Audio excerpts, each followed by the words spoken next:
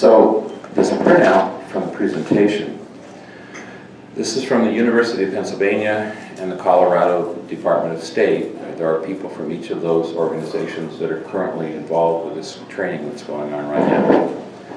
There's a couple of takeaways from this, and this is from the presentation list that was coming on.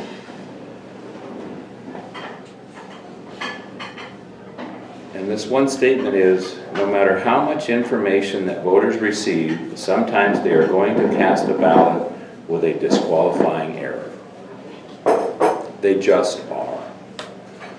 We educate and we educate and we educate and try to help people figure out, get this done. An increased number of states have a curing process so that voters can take actions to cast a counted ballot after initially casting a mail ballot with such an error. They're working really hard in that. Now here's the interesting piece. No data and no research looking at what voters take advantage of such a, there's no data or no research looking at which voters take advantage of such an opportunity. We don't have any information surrounding that yet. So because nationally there's been such a push for mail-in ballots, this data is hopefully going to begin to be gathered and be able to make available. We just don't know what that is at this point.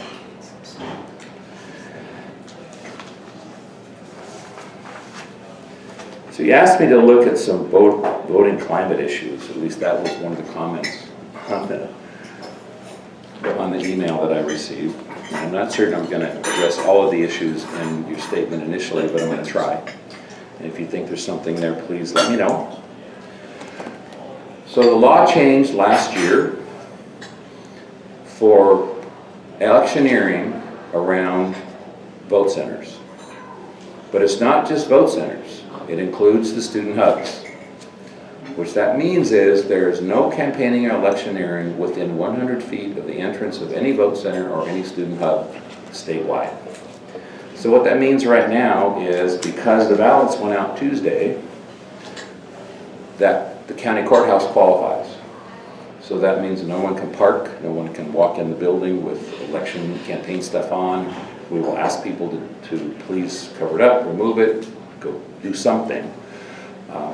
People are normally really good about it. Once in a while we get a little bit of pushback, but here's what statute.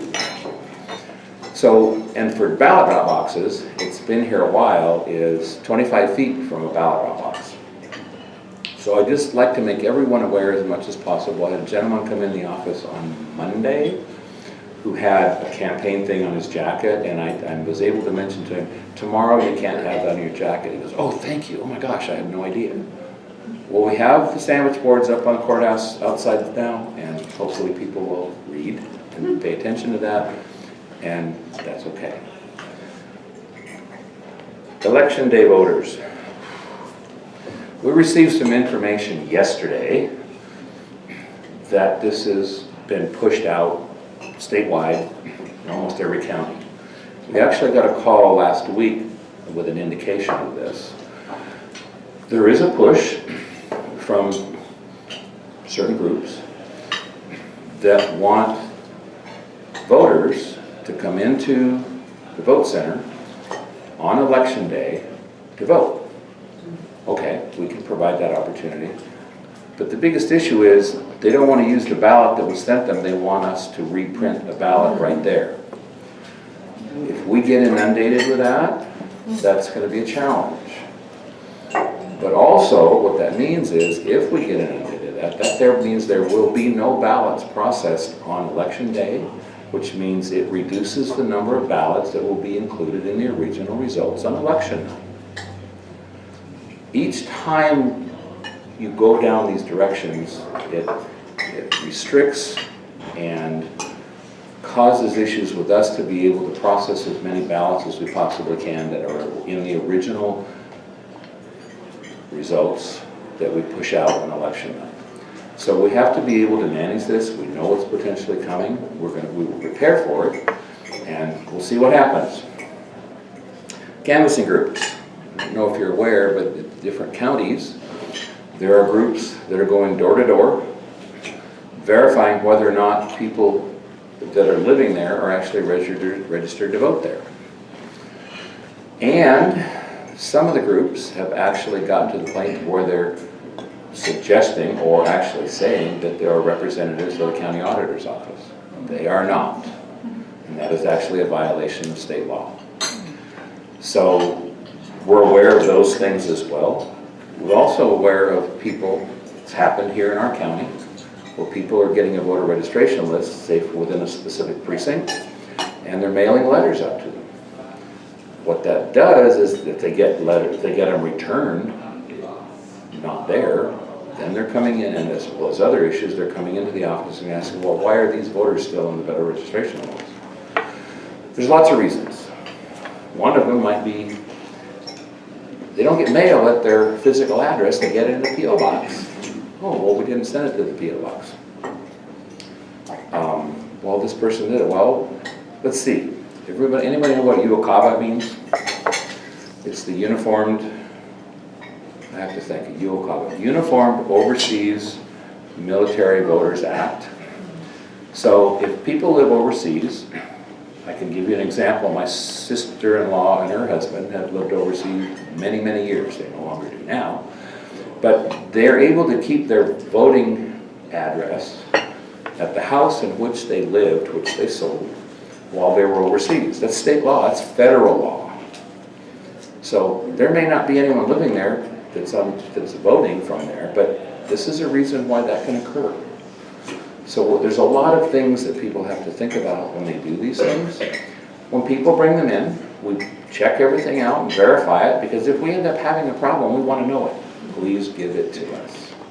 But we're going to verify the information that people bring in so that we can at least understand what the situation is and educate them and provide them with the information, because that's important. We also had a person come in the office the day before yesterday because someone in the county had gotten a phone call that said, well, you're not registered to vote, you need to go in and register. Okay. So the concern about all of this is we're hearing a lot of things that are going on, and we're trying to prepare to help the voters get through these things. And what's important is if we hear of anything's going on, if you hear of something interesting or weird or difficult or intimidation or any of the things that are going on with the list, please let us know. We'd like to know, because then we can potentially help mitigate it and we can help the voter get through the situation. How can the auditor educate on how to vote? And what can the league do to help with this? We work with the league. The league does an awesome job of education through all of the different approaches that you take. Your website, Facebook, and any of the other social media that you have.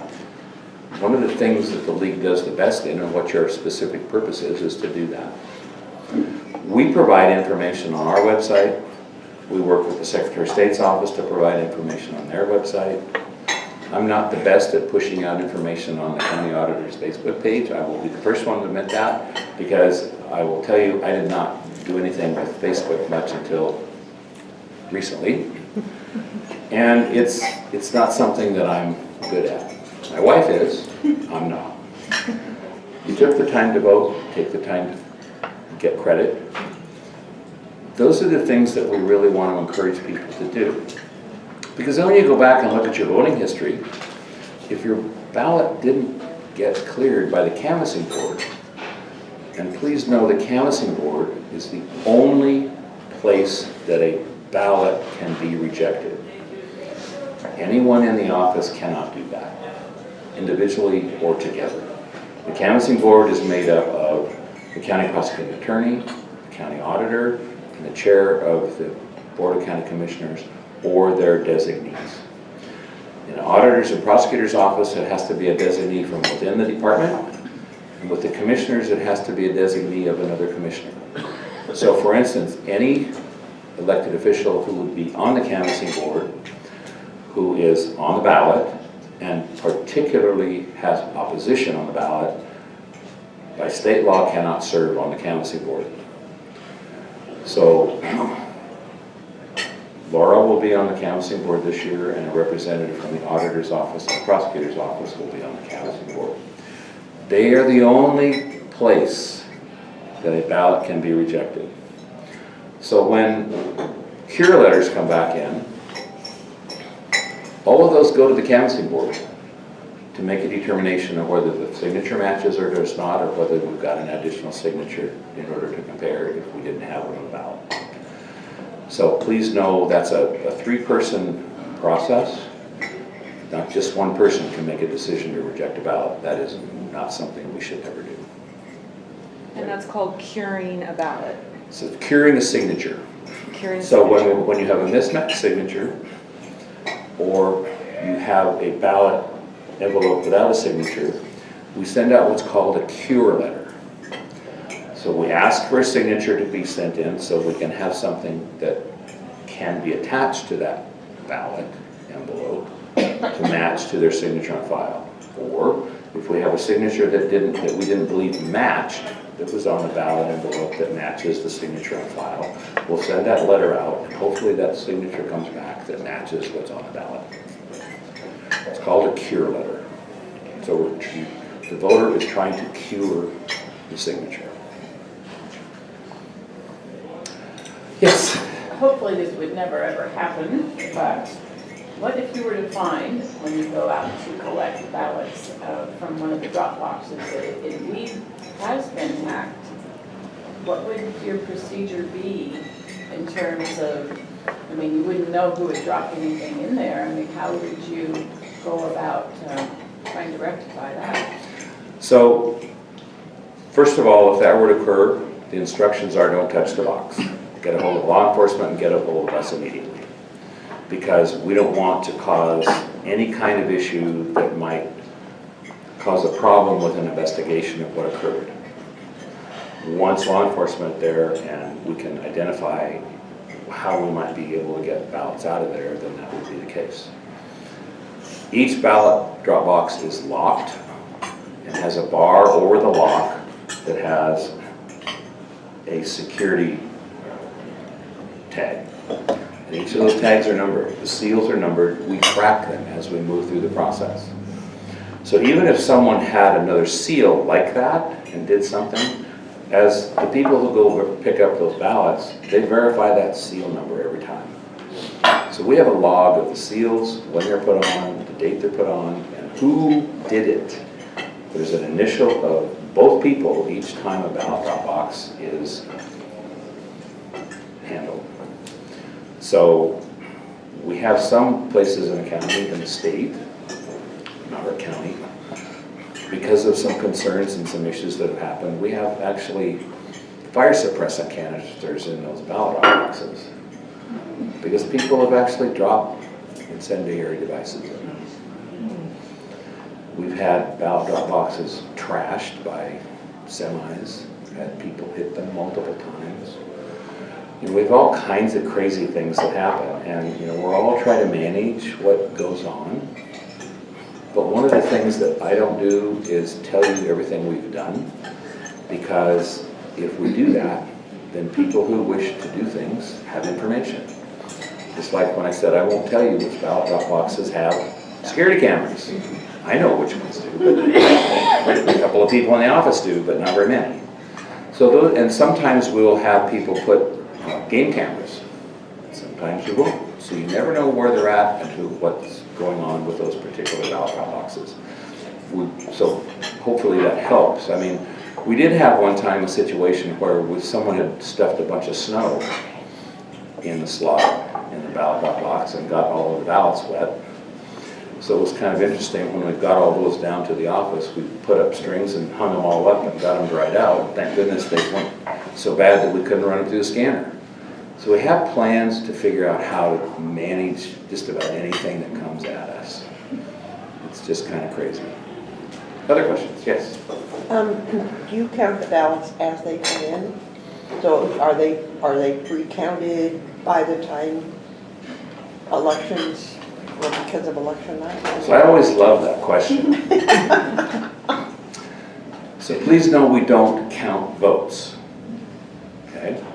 We do not count votes. So if I was to answer that question just right straight up the way I answered that you asked it, what would you think? Do you count the ballots as they come in? Yes. Okay, you count the ballots. Where would you go with that? Oh, well, you're already counting votes. What's going on? You're going to know the results of things early on. No, we're not. Okay. We count the ballots. Of course, we count the number of ballots that are coming in and where they are coming from. Because the ballots are put in batches, and based upon the number that's in each of those batches, we track the number of those ballots that are going through each individual step of the process. We have to, because we have to reconcile the number of ballots and what happened to them at certification day. So we know the number of ballots that are come in, we know what's happened to each one of those ballots so that we can reconcile and identify what's happened to them. We don't tally votes or count votes until after 8 o'clock on election night.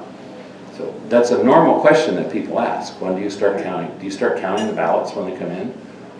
We count the number of ballots, we don't count votes. Okay. Yes? I've been hearing that there is frequently an issue with young people today who aren't learning how to do longhand writing and signatures. Is that true? Yes. So in school, students are not being taught how to write cursive. It's a difficult situation. However, many people sign their ballots by printing. You have no idea the creative way people have signatures for ballots. We even have someone in the county who their ballot signature is their brand. Seriously. That's what we verify their ballot with, is the brand for their ranch. I mean, you have no idea the creativity that people do when it comes to this stuff, but think about it. You know, would you ever think that someone would use that? That's not a bad idea, and it's kind of a security issue for them. But you have to understand what they're doing. So it can be just about anything, Mary, that we would use as a verification for signature or identification on a ballot. Yes, it's difficult. Students are not being taught to write cursive. That's a problem. I'd like to wrap this up so he can eat his lunch before it's totally cold. I think he will take questions after that, but we're going to stop recording and let you eat. Perfect. And you can continue throwing questions at him.